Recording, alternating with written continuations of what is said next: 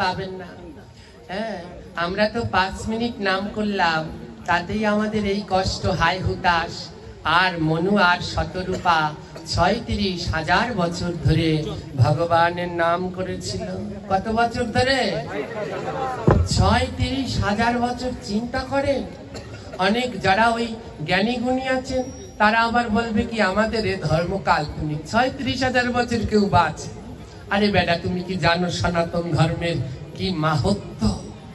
সত্য যুগে মানুষের আয়ু ছিল 1 লক্ষ বছর। কত বছর? 1 লক্ষ বছর আয়ু হলে 36 বছর তপস্যা করতে থাকে? এই যে আমাদের ওই যারা নাস্তিক আছে না, যারা মানতে চায় না, এদের জন্য আমাদের এই অবস্থা। ভগবান কয় তোরা মানবি না তো শুধু একটা করে শূন্য বাদ দেব, তাহলেই দেখবি তোদের অবস্থা কি হয়। সত্য যুগে মানুষের আয়ু ছিল 1 লক্ষ বছর। ভগবান কি করেছে জানেন? যখন ত্রেতা যুগ শুরু হয়েছে 1 লক্ষ থেকে একটা শূন্য কেটে দিয়েছে। 1 লক্ষ থেকে একটা শূন্য কাটলে কত হয়? ত্রেতা যুগের আয়ু হলো 10,000 বছর। তারপরে যেই দাপর আসলো না, ওই 10,000 থেকে আবার একটা শূন্য কেটে দিল। 10,000 থেকে আরেকটা শূন্য কাটলে কত হয়? দাপর যুগের আয়ু হলো 1,000। দাপরের পরে তো কলি, যেই কলি আসলো 1,000 থেকে একটা শূন্য কেটে দিল, কত হয়? কলি যুগের মানুষের আয়ু কত? বলে দেখ, একটা শূন্য বাদ দিচ্ছি, এইতেই এই 10, বেশি বাদ দিলে কি নাকি 36,000 বছর তপস্যা করবার পর ভগবান দর্শন দেয়নি। ভগবান নারায়ণ মনু শতরূপাকে দর্শন দিলেন না। আকাশ থেকে দৈববাণী করে ভগবান দৈববাণী করছেন আকাশ থেকে। মনু আর শতরূপাকে বলছেন, বলো কি বর চাও? হে মনু শতরূপা, তোমরা 36,000 বছর ধরে আমার তপস্যা করেছো, বলো তোমরা আমার কাছে কি বর চাও? মনু শতরূপা বললেন, মনু বললেন, হে প্রভু, আমি কেন তোমায় দেখতে পাচ্ছি না? তুমি অন্তরাল থেকে আমাকে বলছো কি বর চাও?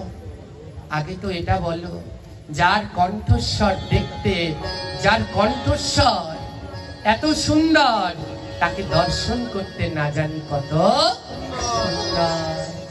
হে সুন্দরের সুন্দর, শ্যাম সুন্দর, আমি বর তো নেব পরে, কৃপা পূর্বক তুমি আগে আমায় দর্শন দাও। ভগবান শঙ্খ চক্র গদা পদ্ম ধারণ করে মনু আর শতরূপাকে দর্শন প্রদান।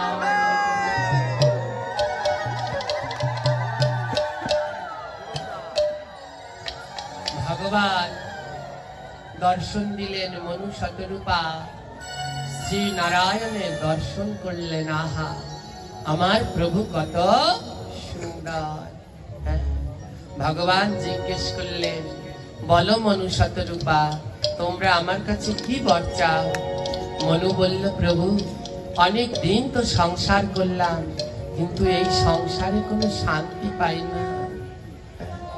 এই সংসারে কোনো শান্তি পাই না, তাই আমাকে এমন, কত সন্তান তো আছে বললাম না, মা বাবার জন্ম সার্থক হয় তখন যদি তাদের সন্তান ভক্ত হয়, কৃষ্ণ কথা কয়, প্রসাদ পায়।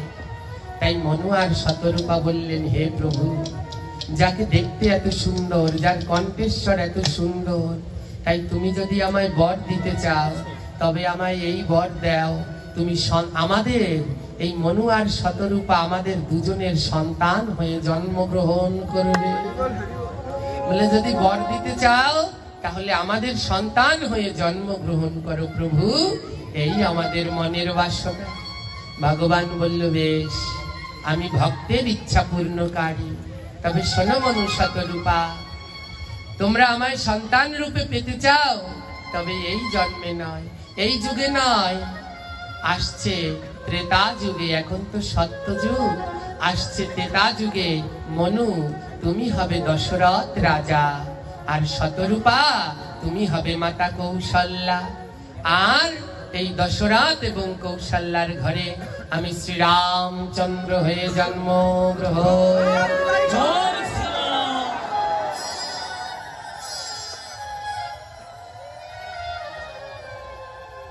36,000 বছর তপস্যা করবার পরে তাও সত্য যুগে পেলেন না। কোন যুগে গিয়ে?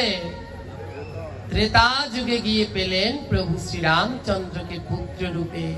আমি মাঝে মাঝেই একটা কথা বলি, ভগবানকে পেতে গেলে ভক্তির থেকেও বেশি দরকার ধৈর্য। ধৈর্য ধৈর্য দেখেছেন, 36,000 বছর ভগবানকে ডেকেছিলেন। 36,000 বছর, 36,000 বছর তপস্যা করেছে এক আসনে বসে। একটু নড়েওনি, চড়েওনি, জলও খায়নি, কিচ্ছু খায়নি, এক টানা 36,000 বছর। আর আমাদের অবস্থা দেখুন, 3 ঘন্টা ভাগবত শুনি। 3 ঘন্টা তো হয় না, সব মূলত 3 ঘন্টা ভাগবত শুনি। তার মধ্যে যে কত স্টাইলে আমরা মোড়ামুড়ি করি, এইখানে বসলে দেখা যায়, এই জায়গাটায় বসলে দেখা যায় কত স্টাইলের নড়াচড়া করি আমরা। তাহলে কতটা ধৈর্যের দরকার ভগবানকে লাভ করবার জন্যে। হ্যাঁ, এই মনু এবং শতরূপা এরাই হলেন ত্রেতা যুগে রাজা দশরথ আর মা কৌশল্যা। তাদের গর্ভে, হ্যাঁ, মা কৌশল্যার গর্ভেই আসলেন প্রভু শ্রী রাম। এই রামচন্দ্র হলেন সাক্ষাৎ নারায়ণ। আর লক্ষণ হলেন প্রভু নারায়ণ যে সাপের উপরে শুয়ে থাকেন, সেই অনন্ত নাক হলেন লক্ষণ। আর ভরত আর শত্রুঘ্ন, ভরত হলেন ভগবানের সুদর্শন চক্র, আর শত্রুঘ্ন হলো কৈমুদুকি গদা। ভগবান তার সমস্ত কিছু নিয়েই। আর মা লক্ষ্মী হলেন সাক্ষাৎ মা সীতা দেবী। হ্যাঁ, সাক্ষাৎ শঙ্খ চক্রকে আর গদাকেও বাদ রাখেনি। চক্র হলেন ভরত, তাই সবসময় রামকে রক্ষা করে রাখেন। আর ভরতের শক্তি হলো সেই গদা, কৈমুদুকি গদা মানে শত্রুঘ্ন। এই হলেন প্রভু শ্রী রামচন্দ্র। বলিয়ে ভগবান শ্রী রামচন্দ্র জয় হো।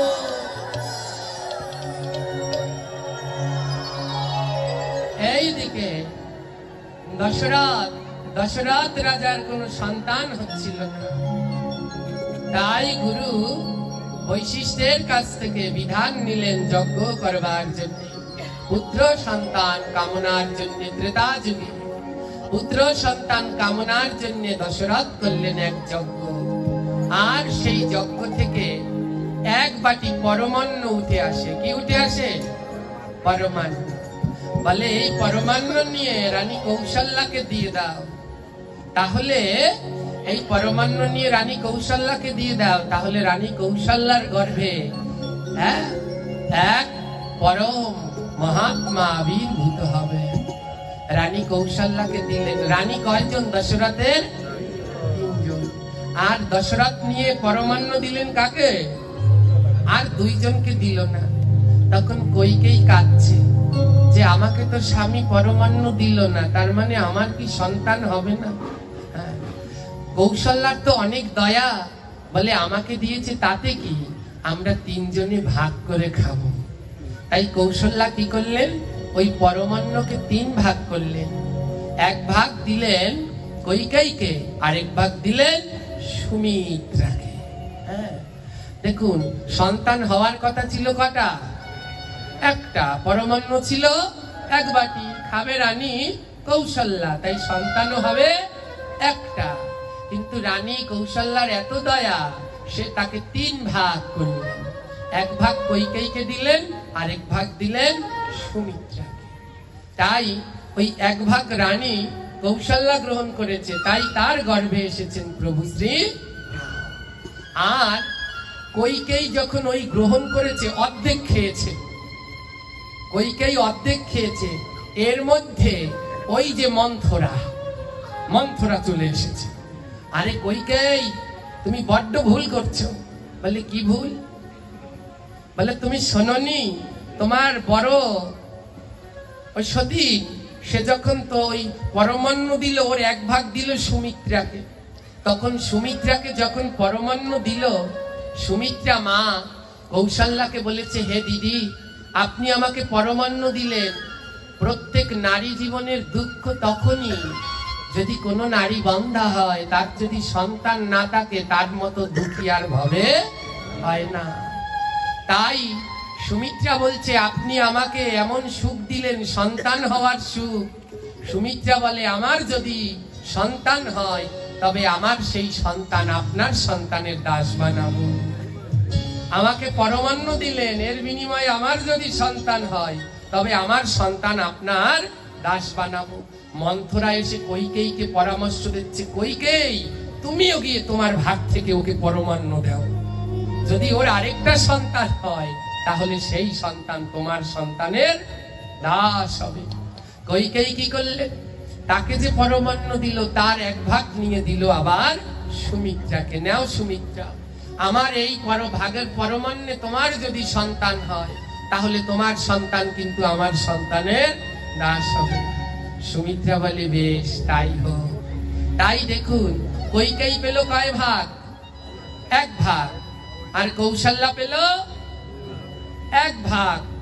সুমিত্রা পেল দুই ভাগ। কৌশল্যার থেকে এক ভাগ, কৈকেয়ীর থেকে এক ভাগ। আর কৈকেয়ীও পেল এক ভাগ, কৌশল্যাও পেল এক ভাগ। তাই কৌশল্যার গর্ভে হলেন প্রভু শ্রী রাম, আর কৈকেয়ীর গর্ভে হলেন প্রভু ভরত। আর সুমিত্রার গর্ভে হলেন দুই সন্তান, লক্ষণ আর শত্রুঘ্ন। শুভ চৈত্র মাসে শুভ দিন আসি, শুভ চৈত্র মাসে শুভ চৈত্র মাসে শুভ দিন আসি, শুভ চৈত্র মাসে শুভ দিন আসে, শুভ চৈত্র মাসে শুভ দিন আসে, শুভ চৈত্র মাসে শুভ দিন আসে, শুভ নক্ষত্র যোগে রে, আহা শুভ নক্ষত্র, আহা শুভ নক্ষত্র যোগে রে, শুভ নক্ষত্র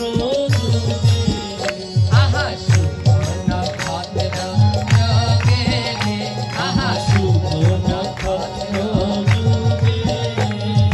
জনমিলা প্রভু নারায়ণ, জনমিলা প্রভু নারায়ণ, লয়া তাহার সপার সুদগণ, লয়া তাহার সপার সুদগণ, আজি লয়া তাহার সপার সুদগণ, লয়া তাহার সপার সুদগণ। শুভ নবমী তিথি আজি ধন্য ভূমি, শুভ নবমী আজি ধন্য ভূমি, আজি শুভ নবমী তিথি ধন্য হল ভূমি, শুভ নবমী তিথি ধন্য হল ভূমি। আমার রামচন্দ্র জন্মগ্রহণ করলো নবমীতে। কোথায়? কোন তিথিতে রামচন্দ্র জন্মগ্রহণ করলেন? দেখুন একটা কৃষ্ণ আর রামের মধ্যে পার্থক্য দেখুন। রামচন্দ্র জন্মিল নবমী আর কৃষ্ণ জন্মালো। রামচন্দ্র জন্মগ্রহণ করেছেন দুপুর 12:01। এই রামচন্দ্রকে অভিষেক করাতে হবে। এই যারা ব্রত পালন করবেন অভিষেক করাবেন দুপুর 12:01। আর ভগবান কৃষ্ণকে অভিষেক করায় জন্মাষ্টমীতে কখন? রাত্র 12:01। একজন হলেন নবমীতে, আরেকজন হলেন দিনে, আরেকজন হলেন একজন দিন 12:01, আরেকজন রাত্র 12:01। একজনের গায়ের রং একেবারে সম্পূর্ণ কালো, আরেকজনের গায়ের রং চন্দ্রের মতো। রামচন্দ্র জন্মগ্রহণ করলেন সূর্য বংশে। রামচন্দ্র কোন বংশে জন্মগ্রহণ করেছে? রঘুবংশ, হলো সূর্য বংশ। আর কৃষ্ণ জন্মগ্রহণ করলেন যদু, মানে চন্দ্র বংশ। দেখেছেন কত জায়গায় তাদের মধ্যে পার্থক্য, কিন্তু দুজনেই এক। তাই একজন হলো অনুকরণীয়, আরেকজন হলো অনুসরণীয়। হ্যাঁ, তাই রামচন্দ্রকে রামচন্দ্রকে কি করতে হবে? অনুকরণ। তিনি যে শিক্ষা দিলেন তার সেই শিক্ষা ধরে চলতে হবে। রামচন্দ্র জন্মগ্রহণ করলেন নবমী তিথিতে। কোন তিথিতে? নবমী। নবমী কেন জানেন? নবমীর কোনো ক্ষয় নাই, আর অষ্টমীতে ক্ষয় আছে। নবমীতে কোনো ক্ষয় নেই, অষ্টমীতে ক্ষয় আছে। কেমন বুঝতে পারবেন? একটু 9 ঘরের নামতার দিকে ধ্যান দিন। 9 ঘরের নামতা, 9 দিয়ে 9কে গুণ করলে 9, 9 এককে 9, 1 যোগ করবেন, 9 আছে। 9 দুগুণে কত? জোরে বলবেন, নামটা জানেন তো? 9 দুগুণে ও মায়েরা জানো? নাহলে লিপস্টিক কিনতে গেলে ঠকাবে কিন্তু। এই জোরে জোরে বইল। আর 9 দুগুণে কত? 18 লিখতে গেলে কি লাগে? 1 আর 8। 1 আর 8 যোগ করো। 1 আর 8 এর মধ্যে যোগ চিহ্ন দিলে কত হয়? 9। দেখো, উপরেও 9, আবার নিচেও 9, 9 এককে 9। আবার ওই যোগফল যখন যোগ করে তখন আবার হয় 9। 3 নং কত? 27। 2 আর 7, 2 আর 7 এর মধ্যে যোগ দিলে কি হয়? আবার 9। হ্যাঁ, 4 নং কত? 36। 3 আর 6, 3 আর 6 এর মধ্যে যোগ চিহ্ন দিলে আবার কত হয়? 9। হ্যাঁ, তারপরে 5 নং কত? 4 আর 5 এর মধ্যে যোগ চিহ্ন দিলে কত হয়? 9। 6 নং কত? 54। হ্যাঁ, 5 আর 4 এর ভিতরে যোগ দিলে কি হয়? 9। 7 নং কত? 63। হ্যাঁ, 6 আর 3 এর মধ্যে যোগ দিলে কি হয়? 9 নং কত? 8 আর 1 এর মধ্যে যোগ দিলে কত হয়? হ্যাঁ, আর 9 10 কে, হ্যাঁ, 9 আর 0 এর মধ্যে যোগ দিলে কোনো ক্ষয় আছে? একেবারে 9 এর জায়গায়। এবার 8 ঘরের নামটা দেখো। কৃষ্ণ জন্মালো কোন তিথিতে? অষ্টমী মানে 8। 8, 8 এককে 8। 8 দুগুণে কত? 16। 1 আর 6 যোগ করলে কত হয়? দেখো, আগে ছিল 8, এখন 1 কমে গেছে। কত হয়ে গেছে? 7 হয়ে গেছে। হ্যাঁ, 3 আটা কত? এবার 2 আর 4 যোগ করলে কত হয়? হ্যাঁ, 6। আগে ছিল কত? 7। আগের ঘরে ছিল 7। হ্যাঁ, 8 দুগুণে 16। 1 আর 6 যোগ করলে 7। হ্যাঁ, এবারে 3 আটা 24। 2 আর 8 যোগ করলে 2 আর 4 আর 2 যোগ করলে হয়ে যায় 6। মানে 7 থেকে আবার 1 কমে গেছে। 8 ঘরের নামটাই কমে, আর 9 ঘরের নামটাই সমান। এবার দেখো, 3 আটা কত? 24। ওই যে 2 আর 4 এ 6, ওখানে আগে কিন্তু 6 আছে। এবার হ্যাঁ, 4 আটা কত? 32। 3 আর 2 যোগ করলে কত হয়? ওই দেখো, 6 থেকে আবার 1 কমে গেছে। হ্যাঁ, এবার 5 আটা কত? 40। 4 আর 0 যোগ করলে কত হয়? আবার ওই 5 থেকে 1 কমে গেছে। হ্যাঁ, ওই 5 পর্যন্ত কমলো। মধ্যখানে যখন আসবে তখন একটু বাড়বে। মধ্যখানে আসলে কি হবে? বাড়বে। কততে আসলে? 6 আটা কত? 48। 8 আর 4, 4 আর 8 যোগ করলে কত হয়? আর আগে ছিল কত? 4। আর এখন বেড়ে হয়ে গেছে মধ্যখানে। যখন 6 এর জায়গায় এসেছে বেড়ে হয়ে গেল 12। সংখ্যাটা কত হলো? 12। ওই যোগ করলে পরে, হ্যাঁ, 8 আর 4 কে যোগ করলে কত হয়? 12 হয়ে গেছে। 12 মানে একটা হলো সংখ্যা 12, আবার 12 মানে বড় হও। এখানে এক বিশাল তত্ত্ব লুকিয়ে আছে। দেখুন, এর পরের লাইনটা দেখুন। 7 আটা কত? 56। 5 আর 6 যোগ করলে কত হয়? ওই দেখুন, আবার কমে গেছে 12 থেকে 1। হ্যাঁ, আবার 7 আটা কত? 7 আটা 56। 8 আটা 64। 6 আর 4 যোগ করলে কত হয়? দেখুন, 11 থেকে আবার 1 কমে গেছে। আবার 8 নং কত? হ্যাঁ, তাই 7 আর 2 যোগ করলে কত হয়? আবার 10 থেকে 1 কমে গেছে। আবার 8 10 কে 8 আর 0 যোগ করলে কত হয়? আবার 9 থেকে 1 কমে গেছে। আবার মাথায় মাথায় সমান হয়ে গেছে। ওই 1এও 8, আবার 10 এ এসেও 8। মধ্যখানে এসে বেড়ে গেল, 12তে এসে বাড়লো, ওই 6-এ এসে বাড়লো। কোন জায়গাটা এসে বেড়েছে? 8 ঘরের নাম তার কোন জায়গায় এসে সংখ্যা বেড়ে গেছে? 6-এর জায়গায় এসে মাঝখানে এসে বেড়েছে, আর বাকি সব জায়গায় কমেছে। বলতে পারেন কেন? আর 9 ঘরের নাম তাই এক জায়গায়ও কমে নাই, সব জায়গায় সমান আছে। কেন জানেন? 8 ঘরের নাম তাই 6 জায়গায় এসে বাড়লো কেন? আমাদের এই দেহের মধ্যে 6টা চক্র আছে। প্রথম চক্র হলো মূলাধার, দ্বিতীয় হলো স্বাধিষ্ঠান, তৃতীয় মণিপুরী, তারপরে অনাহত, তারপরে বিশুদ্ধ, আর এইখানে আছে আজ্ঞা। 6 নম্বরে আছে কি? আজ্ঞা। তাই আজ্ঞা চক্র যেই দিনকে তার এইখানের আজ্ঞা চক্রটা খুলে যায়, সেই দিনকে তার ভক্তি বেড়ে যায়। তাই 6 নম্বরে এসে কি হয়েছে? কি বেড়েছে? সংখ্যাটার নাম কি? জোরে বলুন। 12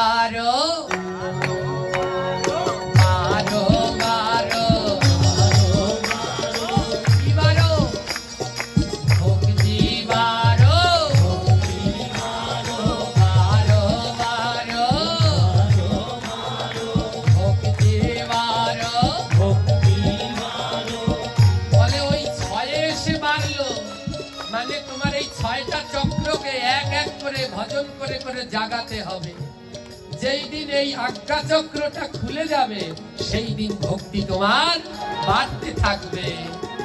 যদি বাড়াতে পারেন তাহলে শুধু 12ই 12, আর যদি বাড়াতে না পারেন 12 থেকে আবার এক এক করে কমে আবার 8-এ চলে আসবে। 8 কেন জানেন? 84 লক্ষ জনি, 8 তার প্রথম জানি, 84 লক্ষ জনি।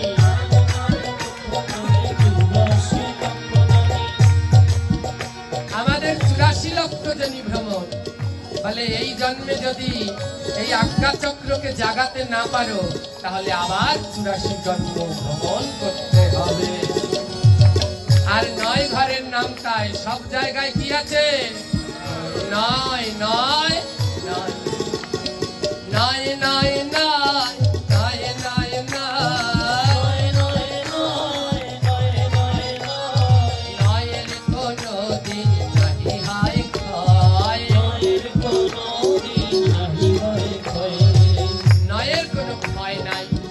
তাই আমাদের সব জায়গায় 9 আছে। বলে কোন কোন জায়গায় 9? দেহের ছিদ্র 9, বাঁশির ছিদ্র 9, দেহের ছিদ্র 9, বাঁশির ছিদ্র 9, দেহের ছিদ্র 9, বাঁশির ছিদ্র 9, দেহের ছিদ্র 9, বাঁশির ছিদ্র 9। ভক্তির সংখ্যা 9, ভক্তের সংখ্যা 9, ভক্তির সংখ্যা 9, ভক্তের সংখ্যা 9। এই দেহের মধ্যে ছিদ্র আছে কয়টা? ভগবান কৃষ্ণের বাঁশিতে ছিদ্র কয়টা? ভক্তির সংখ্যা কয়টা? 9বিধা ভক্তি, শ্রবণ কীর্তন 9বিধা ভক্তি। তাই 9-এর কোনোদিন হয় নাই।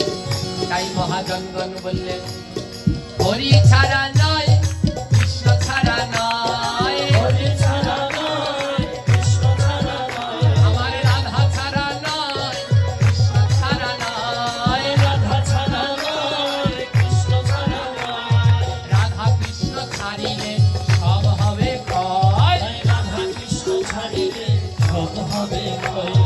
তাহলে আমার রাধা কৃষ্ণকে বাদ দিয়ে কলিযুগে তো দেবতারও শেষ নাই, ভগবানেরও কত ভগবান।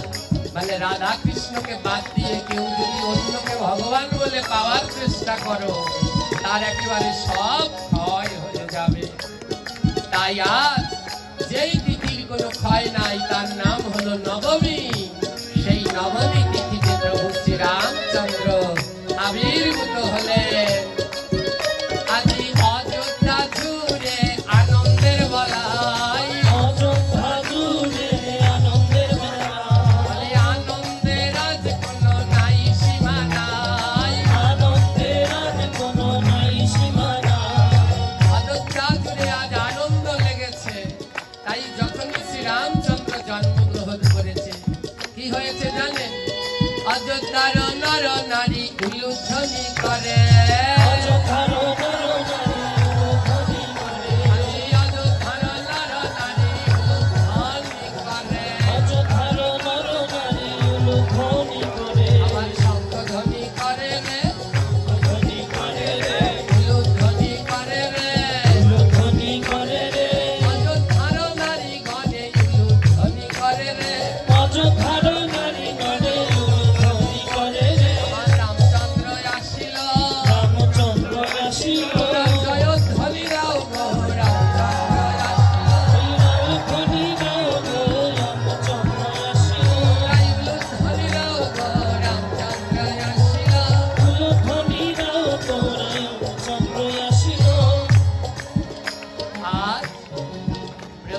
রামচন্দ্র অযোধ্যায় মা কৌশল্যার কোল আলো করে জন্মগ্রহণ করলেন।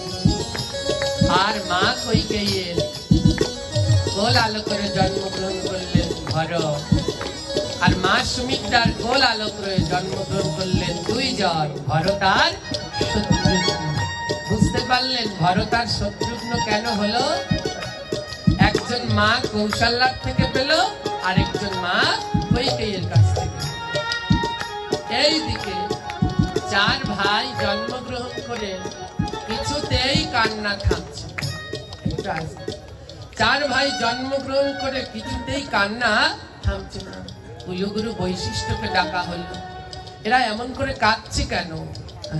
বৈশিষ্ট্য দেখছে ওই রামকে কোলে নিয়ে বসে আছে মা কৌশল্যা, আর মধ্যখানে ভরতকে নিয়ে বসে আছে মা কৈকেয়ী, আর সবার শেষে সুমিত্রা, দুই সন্তান। কৈকেয়ী সুমিত্রা বসে আছে কাকে নিয়ে? ভরত আর শত্রুঘ্নকে নিয়ে। তো গুরুদেব এসেছে, তিন মা বলছে দেখুন এদের কান্না কিছুতেই থামে না। গুরুদেব বলছে শোনো, একের পর তো দুই হয়, একের পর তো তিন হয় না। তো ভুলটা তো তোমরা এখানেই করেছো। বলে কি ভুল করেছি? বলে রামের পরে ভরতকে রেখেছো কেন? বলে রাম বড়, তারপরে ভরত। গুরুদেব বলল শোনো, রামের পরে ভরত হবে না, রামের পরে এনে লক্ষণকে রাখো, আর ভরতের পাশে নিয়ে শত্রুঘ্নকে রাখো। যেই গুরুদেব রামের পাশে এনে লক্ষণকে রাখলেন আর ভরতের পাশে এনে শত্রুঘ্নকে রাখলেন, সঙ্গে সঙ্গে চার ভাইয়ের কান্না থেমে গেল। এইদিকে রামচন্দ্রের এই আবির্ভাব সারা অযোধ্যায় ছড়িয়ে পড়লেন। হাজার হাজার ভক্তরা প্রভু রামকে দর্শন করতে রওনা দিয়েছেন। রামের সব থেকে প্রিয় ভক্ত হলেন ভোলানাথ দেবাদিদেব। বলতে পারেন মহাদেবের সাথে রামের কি সম্পর্ক? গুরু। মহাদেবের গুরুদেব হলো প্রভু শ্রী রামচন্দ্র। এমন যদি হয় শিষ্য গুরুর জন্মলীলা দর্শন করতে পারে, এমন যদি হয় তার সেই শিষ্যের আনন্দ আর ধরে?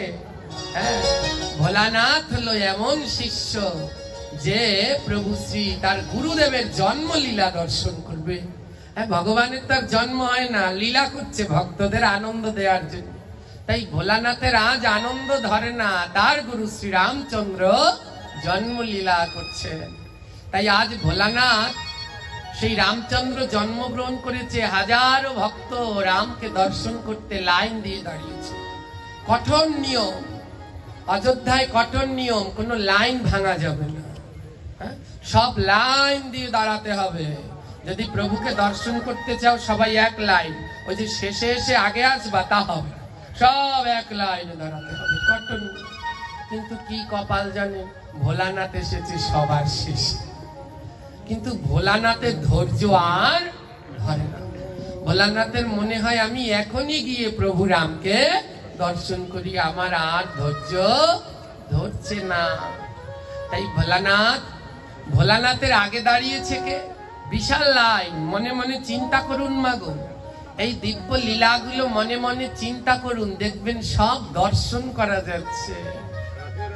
একবার হৃদয় দিয়ে, শুধু কানে শ্রবণ নয়, হৃদয় দর্শন করুন।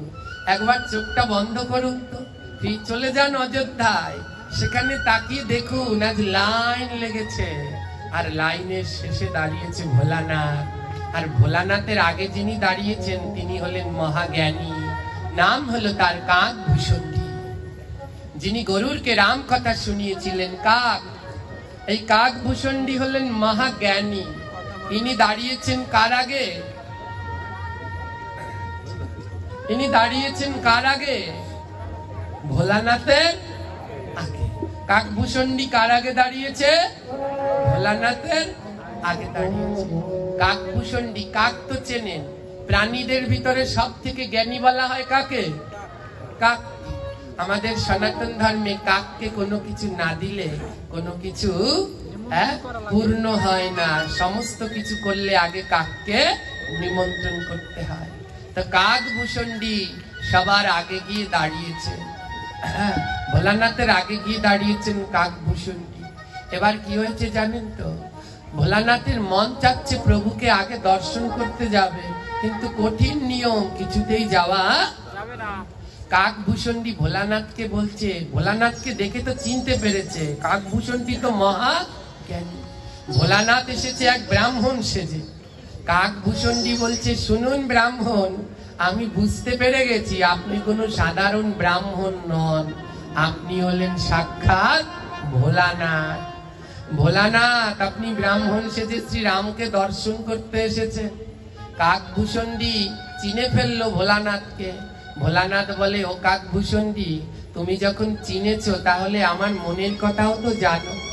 এই হাজার হাজার মানুষের লাইন পড়েছে, এতক্ষণ আমার ধৈর্য ধরবে না, আমি আমার প্রভুকে আগে দেখতে চাই, একটা ব্যবস্থা করে দিতে পারো? কাকভূষণটি বলে, করতে পারি, কিন্তু আমাকেও সাথে নিতে হবে। আমাকেও যদি সাথে নাও তাহলে প্রভুকে দর্শন করার ব্যবস্থা করে। বলে বেশ, তাই হোক, তাহলে ব্যবস্থা করো, বুদ্ধি বের করো। কাকভূষণটি বলে, তুমি একটা কাজ করো, তুমি জ্যোতিষ হও। ভোলানাথকে বলছে, তুমি জ্যোতিষের রূপ ধরো। ভোলানাথ সঙ্গে সঙ্গে ব্রাহ্মণের রূপ বাদ দিয়ে এখন ধরলো জ্যোতিষের রূপ। কাকভূষণটি বলছে, এরকম যুবক জ্যোতিষ হলে হবে না। বলে কেন? বলে বুড়া জ্যোতিষ হও। কারণ এ জগতে জ্যোতিষ, ভাগবত বক্তা, সাধু, এরা যত বয়স বাড়বে তত তাদের মান বাড়বে। সাধু, ভাগবত বক্তা, ব্রাহ্মণ, জ্যোতিষ, এদের যত বয়স বাড়বে তত এদের সম্মান বাড়বে। আর নায়ক, নায়িকা, সুন্দরী, এদের যত বয়স বাড়বে এদের মান তত কমবে। হ্যাঁ, তাই কাকভূষণটি তো জ্ঞানী, বলছে তুমি বুড়া জ্যোতিষী হও, তাহলে তোমার সম্মান আরো বেড়ে যাবে। ভোলানাথ সঙ্গে সঙ্গে বুড়া জ্যোতিষী হয়ে গেলেন। আর কাকভূষণটি হলেন ভোলানাথের অ্যাসিস্ট্যান্ট, ইয়ং জ্যোতিষী, হ্যাঁ, যুবক জ্যোতিষী। এবার কাকভূষণটি ভোলানাথকে শিখিয়ে দিয়েছে, ভোলানাথ এবার হাত দেখা শুরু করো। হাত দেখে একেবারে সবাই ষষ্ঠীর খবরও বলে দেবা, এমন বলবা যেন তোমার সুনাম চারদিকে ছড়িয়ে যায়। আমার ভোলানাথ না জানে এমন কিছু আছে? ভোলানাথ কি করছে, সবার হাত দেখে যত ভূত ভবিষ্যৎ সব বলে দিচ্ছে, সব বলে দিচ্ছে, ভূত ভবিষ্যৎ সব কিছু বলে দিচ্ছে। আর এই কথা চলে গেল মা কৌশল্যার কাছে। দাসী গিয়ে বলছে, জানো মা কৌশল্যা, আমাদের রামকে দেখতে এক বৃদ্ধ জ্যোতিষী আছে, যে সব কিছু বলতে পারে হাত দেখে। মা কৌশল্যা বলে, দাসী তাড়াতাড়ি গিয়ে ওই জ্যোতিষীকে নিয়ে আয়, আমার রামের হাতটা দেখাও। দাসী দৌড়ে গেছে, ও জ্যোতিষী, এদের হাত দেখবা পরে, আগে চলো আমার রামচন্দ্রের হাত দেখতে হবে। মহাদেব বলে, কাকভূষণটি বুদ্ধি কাজ করেছে, হ্যাঁ, সবার আগে এবার আমি আমার প্রভুকে দেখতে পারবো। এবার দাসী বলছে, চলো চলো জ্যোতিষী, আগে আমার রামের হাত দেখবে। তো জ্যোতিষী রূপে মহাদেব যাচ্ছে, আর পিছন পিছন যাচ্ছে তার অ্যাসিস্ট্যান্ট, কি নাম? কাকভূষণটি। এবার দাসী বলছে, না না, তুমি যেতে পারবে না অ্যাসিস্ট্যান্ট, তুমি বাইরে থাকো, লাগবে জ্যোতিষীকে। আমার কার জন্য মহাদেব যেতে পারছে? এবার তাকেই যেতে দেবে না। ভোলানাথ বলে, না, এটা তো অপরাধ, কারণ ওর বুদ্ধিতেই আমি প্রভুকে আগে দেখতে পাচ্ছি, ওকে যদি না দেখতে পারি, ওকে যদি না নিয়ে যাই, তাহলে তো আর হবে না। তখন কি করলেন ভোলানাথ? কি বললেন? ভোলানাথ দাসীকে বললেন, শোনো দাসী, আমাকে একাকে নিয়ে গেলে কোনো লাভ নেই। কেন জানো? কারণ আমি তো বুড়ো মানুষ, আমি চোখে দেখি না, হাতের রেখা আমি ভালো দেখি না, তাই আমার অ্যাসিস্ট্যান্ট তো যুবক, ওকে নিয়ে যাও, ও হাতের রেখা দেখে দেবে আর আমি বলে দেব, যেন দুজনেই প্রভু শ্রীরামকে দর্শন করতে পারে। যায়নি তাই? হরি বল। তো কি বলবে বলো? শেষ করে দেবো এখানে? শেষ করে দেবো? শেষ করব কি? আমি একজনে বলুন, বুঝিয়ে বলুন, এখানে শেষ করবো নাকি কেউ কি বলুন? হ্যাঁ, হ্যাঁ শেষ করলে শেষ করে দেবে, তারপরে বলবে না পাঠের শেষে বলবেন বাবা আপনি কিছু পাঠের শেষে। জয়নিতাই আমাদের মাঝে একজন সমাজ সেবক এসেছেন, আপনারা সবাই তাকে চেনেন। তিনি আপনাদের কাছে একটু আশীর্বাদ চাইতে এসেছেন রামচন্দ্রকে দর্শন করতে। এই দিকে দেবতাদের মধ্যে কানাকানি শুরু হয়ে গেছে। ভোলানাথ বলছে আজ এত সুন্দর করে দর্শন করব, প্রাণ যতক্ষণ না জুড়াবে ততক্ষণ তাকিয়েই থাকবো। দেবতাদের মধ্যে কানাকানি শুরু হয়ে গেছে। বলে রামচন্দ্রকে সব থেকে বেশি দেখতে পারবে কে জানো? একজন বলছে সব থেকে বেশি দেখতে পারবে রামচন্দ্রকে মা দুর্গা। কেন দেখতে পারবে বলুন তো বেশি? কারণ তার 3টা চোখ। তার কয়টা চোখ আছে? রামচন্দ্রকে সব থেকে বেশি দেখতে পারবে মা দুর্গা। তার কারণ তার কয়টা নয়ন? 3টা নয়ন রয়েছে। ধ্যান দিয়ে শুনবেন, কেউ কথা বলবে। আরেকজন বলছে না না, মা দুর্গা পারবে না। মা দুর্গার থেকে রামচন্দ্রকে বেশি দর্শন করতে পারবে ব্রহ্মা। মা দুর্গার থেকে বেশি রামচন্দ্রকে দর্শন করতে পারবে কে? কেন বলুন তো? ব্রহ্মার কয়টা মাথা? 4টা মাথা। 4টা মাথায় কয়টা চোখ হয়? বলে মা দুর্গা তো দেখবে 3 চোখ দিয়ে, আর ব্রহ্মা দেখবে 8 চোখ দিয়ে, আরো বেশি করে দেখতে পারবে। আরেকজন বলে না, ব্রহ্মার থেকে আরো বেশি দেখতে পারবে আরেকজন। বলে সে কে? বলে সে হলো কার্তিক। কার্তিকের কয়টা মাথা? হ্যাঁ, কার্তিকের কটা মাথা জানা আছে? 6টা মাথা। কয়টা মাথা? তার জন্য কার্তিককে বলে সরানন। বলে ব্রহ্মা তো দেখবে 8 চোখ দিয়ে, আর কার্তিক দেখবে কয় চোখ দিয়ে? 12 চোখ দিয়ে। আরেকজন বলে না না, কার্তিকের থেকে আরেকজন বেশি দেখতে পারবে, সে হলো দেবাদিদেব মহাদেবের। কয় চোখ? মহাদেবের কয়টা মাথা? 5টা। তাহলে মহাদেবের চোখ কয়টা? না, মহাদেবের 10টা চোখ না, তার এক একটা মাথায় 3টা চোখ। কার্তিক দেখবে 12 চোখে, আর মহাদেব দেখবে 3 5 15 চোখ দিয়ে। তো মহাদেব সব থেকে বেশি করে শ্রীরামকে দর্শন করবে। সূর্যদেব বলে দাঁড়াও, তুমি 15 চোখ দিয়ে রামকে দর্শন করবে? আমি সূর্যদেব যতক্ষণ তৃষ্ণা না মেটে আমিও সূর্য অস্ত যাব না। রামচন্দ্র জন্মগ্রহণ করলেন অযোধ্যায়। 1 বছর 1 মাসে সূর্য অস্ত যায়নি। 1 মাস সূর্যদেব অস্ত যায়নি। 1 মাস বসে সূর্যদেব প্রাণ ভরে প্রভু শ্রীরামকে দর্শন করলেন। বলে যতক্ষণ তৃষ্ণা না মিটবে আমি দর্শন করব, আমি সূর্য অস্ত যাব না। তো সূর্যদেব কতদিন অস্ত যায়নি? 1 মাস অস্ত যায়নি। 1 মাস ধরে সূর্যদেব প্রাণ ভরে প্রভু শ্রীরামকে দর্শন করলেন। সমস্ত দেবতারই আনন্দ হলো, সবাই দর্শন করলো, কিন্তু দর্শন করতে পারেনি একজন। বলতে পারেন কে? সবাই দর্শন করতে পারলো, কিন্তু দর্শন করতে পারেননি একজন। তার বড় দুঃখ। বলতে পারেন সেই দেবতার নাম কি? হ্যাঁ, কেউ বলতে পারছেন না? সেই দেবতার নাম হলো চন্দ্র। কে দর্শন করতে পারেনি? কারণ সূর্য কত মাস অস্ত যায়নি। সূর্য যদি অস্ত না যায় চন্দ্র আসতে পারে? সূর্য অস্ত না গেলে চন্দ্র আসে? সব দেবতারা প্রভু রামকে দেখলো, কিন্তু চন্দ্রদেব দর্শন করতে পারলেন না। হ্যাঁ, 1 মাস পরে সূর্যদেব যখন অস্ত গেল, তখন দুঃখী চন্দ্রদেব প্রভু শ্রীরামের চরণে এসে কাঁদতে লাগলেন। হে প্রভু, আমি বড় দুঃখী। সব দেব দেবীরা তোমায় দর্শন করলো, শুধু আমি তোমায় দর্শন করতে পারলাম না। চন্দ্রদেবের কান্না দেখে ভগবান শ্রীরামচন্দ্র বলে কেঁদো না।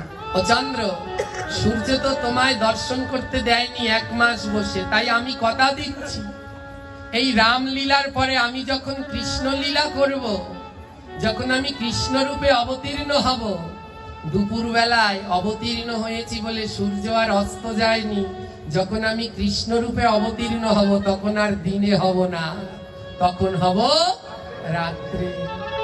সূর্যদেব আমার জন্মলীলা দর্শন করেছে। যখন আমি রাম হয়েছি তখন 12টা 1 মিনিট মাথার উপরে ছিল। আমি যখন কৃষ্ণ হব তখনও রাত্র 12টা 1 মিনিট থাকবে। তখন মাথার উপরে সূর্য থাকবে না, থাকবে চন্দ্র। এই আমি আশীর্বাদ করে দিচ্ছি, এবার কান্না থামাও। কিন্তু চন্দ্রদেব তাও কান্না থামাচ্ছে না। প্রভু রাম বলল, বেশ, তাহলে তোমায় আমি আরেকটা আশীর্বাদ দিই। শোনো, আমি এই রাম রূপে অবতীর্ণ হলাম রঘু বংশে, মানে সূর্য বংশে, কিন্তু যখন আমি কৃষ্ণ হব তখন অবতীর্ণ হব যদু বংশে, মানে চন্দ্র বংশে। আমি তোমার বংশে কৃষ্ণ অবতারে লীলা করব, এবার কান্না থামাও। তাও কান্না থামাচ্ছে। প্রভু রাম বলল, তবে তোমায় আমি আরেকটা আশীর্বাদ দিই, আরেকটা আশীর্বাদ দেই। আমি সূর্য বংশে জন্মেছি, কিন্তু কেউ আমাকে রাম সূর্য বলবে না। আজ থেকে জগতের সবাই আমাকে বলবে রাম চন্দ্র। তাও কান্না থামছে না। বলে, এতেও কান্না থামছে না, তবে আরেকটা আশীর্বাদ দেই। আজ থেকে এই জগতে যত পুরুষ, যত নরজাতি জন্মাবে, সমস্ত পুরুষের নামের শেষে থাকবে চন্দ্র। যদি কোনো পুরুষ তার নামের শেষে চন্দ্র শব্দ ব্যবহার না করে, তার জীবনে কলঙ্ক লাগবেই লাগবে। তাই আমাদের সনাতন ধর্মে সবার নামের শেষে কি দিতে হয়? চন্দ্র। তাই দেখুন, রামচন্দ্রের নামের শেষে আছে কি? চন্দ্র। যেই নামের শেষে চন্দ্র থাকে তাদের জীবনে কলঙ্ক লাগে না। আগের দিনে সবাই নামের শেষে চন্দ্র ব্যবহার করত, ঈশ্বর চন্দ্র বিদ্যা সাগর। কিন্তু এখনো করে অনেকে, আর অনেকে করে না। যাদের নামের শেষে চন্দ্র নেই তাদের জীবনে চন্দ্রের কলঙ্কের দাগ লেগে যাবে। তাই প্রত্যেক সনাতনীদেরই উচিত পুরুষদের নামের শেষে চন্দ্র ব্যবহার করা, এবং মায়েদের নামের পূর্বে পুরুষদের শেষে আর মায়েদের আগে, মায়েদের নামের আগে ব্যবহার করতে হয় শ্রীমতী। এই হলো চন্দ্র। কেন নামের শেষে চন্দ্র দেয়, এই হলো তার তাৎপর্য। কিন্তু শ্রীমতী কেন দেয় এটা আমি বলবো না, এটা আপনারা খুঁজে বের করবেন। মায়েদের নামের আগে কেন শ্রীমতী দিতে হয়, আর বাবাদের নামের শেষে দিতে হয় চন্দ্র? বলে, কেউ যদি চন্দ্র না দেয় তার জীবনে কলঙ্ক লাগবেই লাগবে। তাই রামের শেষে রামচন্দ্র, তাই কলঙ্ক নাই। কিন্তু কৃষ্ণে চন্দ্র নেই বিধায় তার বিভিন্ন জায়গায় কলঙ্ক রয়ে গেছে। তাই চন্দ্র।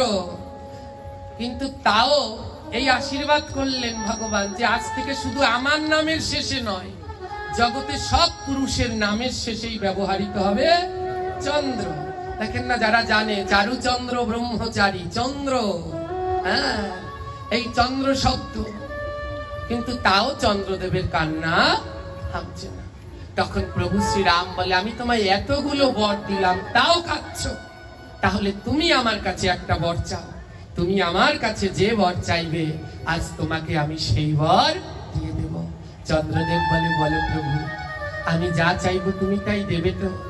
ভগবান বলে, হ্যাঁ, আমি কথা দিলাম, সত্যি করলাম, তুমি যা চাইবে আমি তোমাকে তাই দিয়ে দেব। চন্দ্রদেব দুটি হাত জোর করে নয়নের জলে প্রভু শ্রীরামের চরণের পাশে বসে বলছে, আমায় চরণ তলে জায়গা দিও, চরণ তলে জায়গা দিও, চরণ তলে জায়গা দিও। বলে, এই বাসনা আমার মনে, আমার চরণ তলে তুমি জায়গা দিও। বাসনা আমার মনে, চরণ তলে জায়গা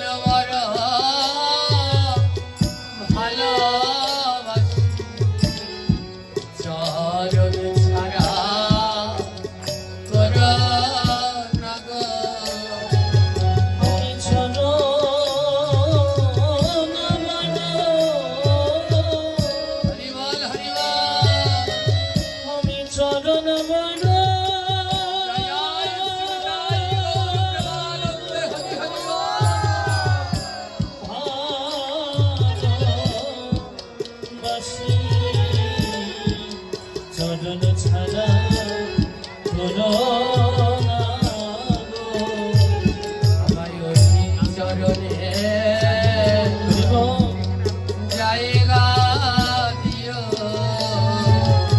ওই চরণে জায়গা দিও। চন্দ্রদেব বলছে, ও প্রভু, কত বর তো আমায় দিলে, আমায় একটু এই বর দাও যেন তোমার চরণ তলে আমি থাকতে পারি। ভগবান বলল, হে চন্দ্রদেব, আমার চরণ তলে থাকলে তোমার কি লাভ? বলে, তোমার চরণ তলে থাকলে কি লাভ জানো? যখন তোমার ভক্তরা তোমার মন্দিরে আসবে, তারা সবার আগে তোমার মন্দিরে এসে তোমার ওই চরণ দর্শন করবে। আর আমি যদি চরণ তলে থাকি, তবে ভক্তের বদন দর্শন করব। ভক্তের বদন দর্শন করব। বলে, বদন যেন প্রীতের খনি, ভক্তের বদন দর্শন করব। আমি বদন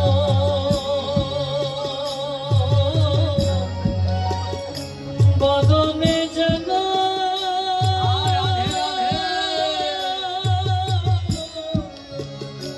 বদনে যেন আমি বদনে যেন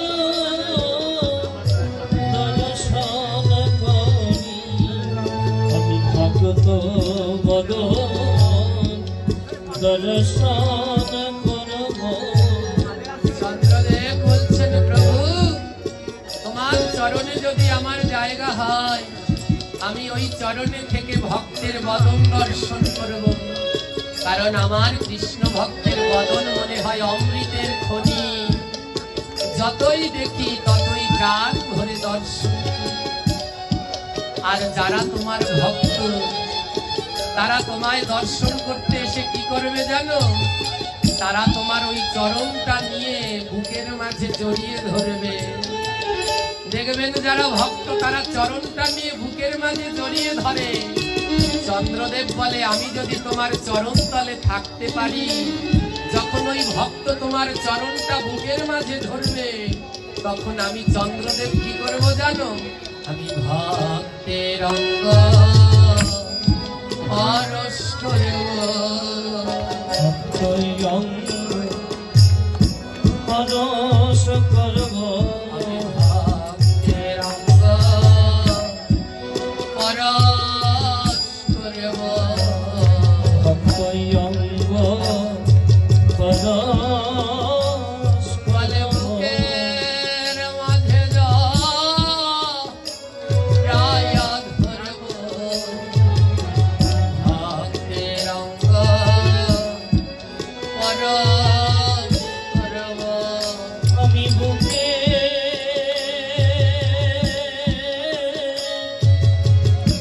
আমার এই বুকের মাঝে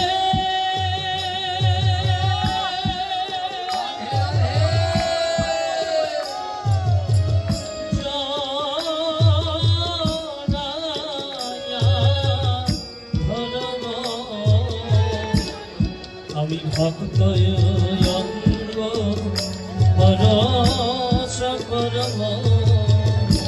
বলে, জানো, ভক্তের বদন হলো অমৃতের খনি। তাই প্রাণ ভরে দর্শন করব। ভক্তের অঙ্গ হলো ভক্তের খনি, তাই প্রাণ ভরে পরশ করব। যত পরশ করব, তত আমার ভক্তি বাড়বে। আর কি করব জানো? ভক্তের চরণ হলো বৈতরণী। ভক্ত চরণ হলো